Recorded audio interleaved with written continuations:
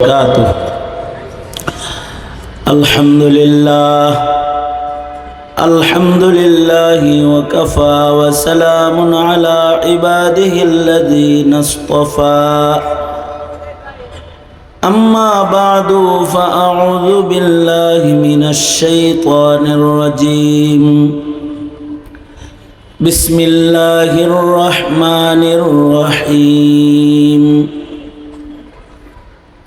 والذين يقولون ربنا هب لنا من أزواجنا وذرياتنا قرة أعين وجعلنا للمتقين إماما.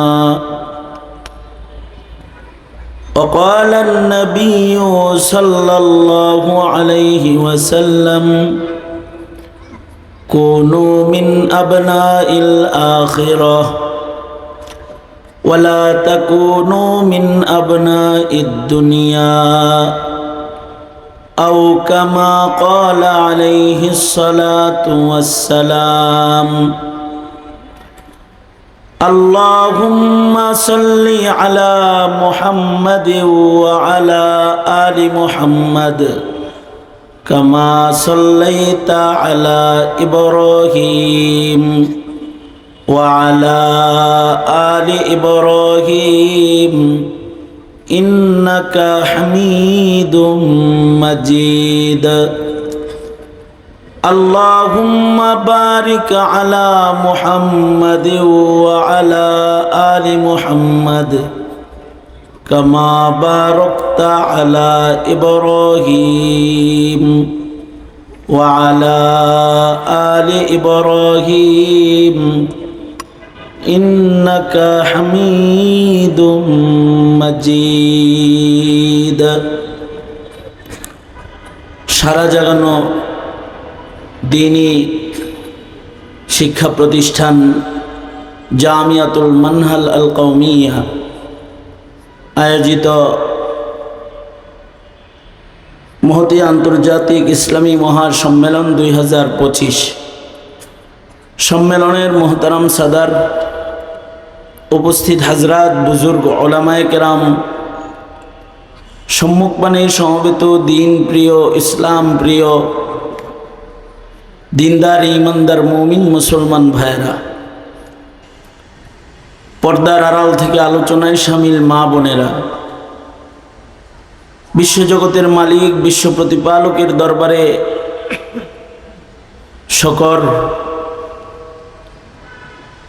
যে মহান রব্বুল আলামিন উত্তম সময়ে, উত্তম মজলিসে, উত্তম মানুষদের সাথে ইয়াউমুল জুমআতে ক্বাবাইল আল মাগরিব আমাদেরকে অবস্থান করার, বসার, দাওয়াত ও তাবলীগের নিসবতে কিছু বলার, শোনার, জান্নাতের বাগানে হাজির হওয়ার তৌফিক আল্লাহ রব্বুল আলামিন দান করেছেন। এই জন্য আল্লাহর দরবারে শুকরিয়া আদায় করি, কালিমাতুশ শুকর পড়ি আলহামদুলিল্লাহ। এত সময় পর্যন্ত জরুরি হিদায়াতি আলোচনা হেফাজতে ইসলাম বাংলাদেশের সংগ্রামী মহাসচিব, আমাদের মুরব্বির জবান থেকে আমরা শুনেছি। আমাদের উত্তরার ওলামায়ে কেরামের রাহবার, মুহাক্কিক আলেম দ্বীন, যোগ্য বুজুর্গ ইলমি শখসিয়াত, বাংলাদেশের একজন অন্যতম আলোচিত ব্যক্তিত্ব হযরতুল আল্লামা কিফায়াতুল্লাহ আজহারি দামাত বরকাতুহুম প্রতিষ্ঠিত জামিয়ার প্রোগ্রামে আমি বরাবরই কোনো দাওয়াতি মেহমান হিসেবে নই, যেহেতু আজহারি সাহেব হুজুর আমাকে স্নেহ করেন, ওনার যে কোনো প্রোগ্রাম হয় সেখানে আমার শিরকত হয়, মাহফিলের ইন্তজামে যারা থাকে তাদের মধ্য থেকে আমিও একজন হিসেবে সকল প্রোগ্রামে হাজিরি হয়। আজকের হাজিরিটাও এর কোনো ব্যতিক্রম নয়। কিছু বলার জন্য নির্দেশ করা হয়েছে, তাই দুই চার কথা বলা। বরকতের নিয়তে সময়টা যেহেতু দোয়ার, তাই অধিক পঠিত তিলাওয়াতকৃত একটি আয়াতে করিমা,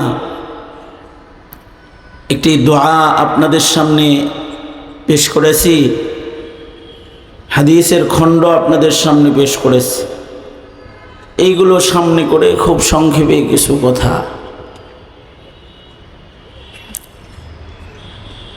এই পৃথিবীর সবচেয়ে দামি সম্পদ হলো মানুষ।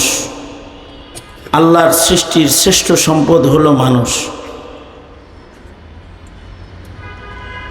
প্রত্যেকটা মানুষেরই দাম আল্লাহ পাকের কাছে সর্বোচ্চ। মানুষ দামি সৃষ্টি, শ্রেষ্ঠ সম্পদ, তাই প্রতিটি মানুষের নামেই আল্লাহ পাক একটা করে জান্নাত বানিয়েছেন, যে জান্নাতের আয়তন সবচেয়ে ছোটটাও এই পৃথিবীর আয়তনের সমান, 7 আসমান জমিনের সমান। ওই জান্নাতটা আল্লাহ পাক একটা মানুষকে রাজত্ব হিসেবে দান করবেন।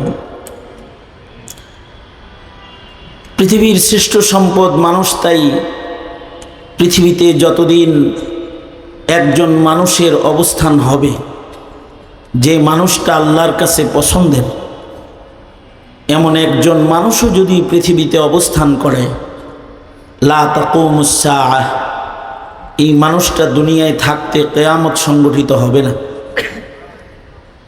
সময়ে সূর্য উদয় হবে, সময় মতো ডুবে যাবে, অক্সিজেন প্রবাহিত হবে, গাছগাছালি ফুল ফলে সুসজ্জিত হবে, নিজামে দুনিয়া বাকি থাকবে যদি একজন মানুষও দুনিয়াতে থাকে। আর যদি একজন মানুষও না থাকে, যেই পৃথিবীতে মানুষ নামক দামি সম্পদ নাই, ওই পৃথিবী রাখার কোনো জরুরত নাই।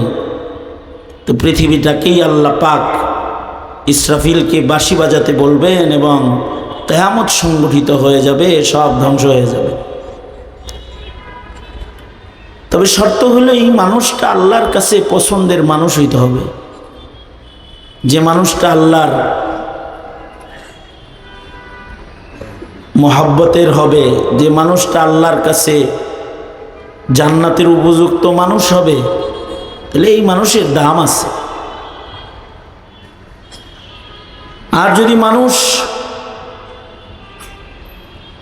যদি খারাপ হয়ে যায়, মানব সম্পদ তো দামি, কিন্তু মানব সম্পদ যদি নষ্ট হয়ে যায়, তাহলে এই মানব সম্পদ আল্লাহর নিকৃষ্ট সৃষ্টি শুয়োরের চাইতে বেশি খারাপ হয়ে যায়। উলাইকা কাল আনআমি বাল হুম আদাল,